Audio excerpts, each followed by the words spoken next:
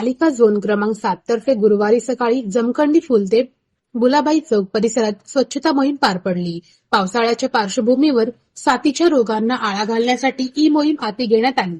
सदरची स्वच्छता मोहीम यशस्वी करण्यासाठी झोनचे मुख्य आरोग्य निरीक्षक सोमाजी साबळे, आरोग्य निरीक्षक अमित हिरोली, शेषराव शिरसट, विठोबा शिंदीबंदे, सोमनाथ सिद्ध गणेश, पांडुरंग कंदी, रोहित गवळी, जमादार संतोष उबाळे यांनी मोलाचे परिश्रम घेतले। पालिका आयुक्त डॉक्टर सचिन ओंबासे व महापौर विनायक कोंड्याल यांच्या मार्गदर्शनाखाली स्वच्छता मोहीम राबविण्यात आल्याची माहिती झोनचे मुख्य आरोग्य निरीक्षक सोमाजी साबळे यांनी दिली।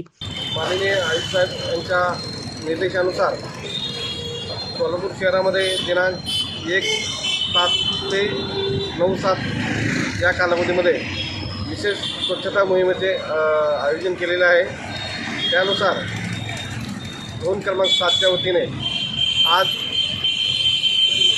जमखंडी फुल ते बुलाबाई चौक या ठिकाणी स्वच्छता मोहीम सुरू आहे।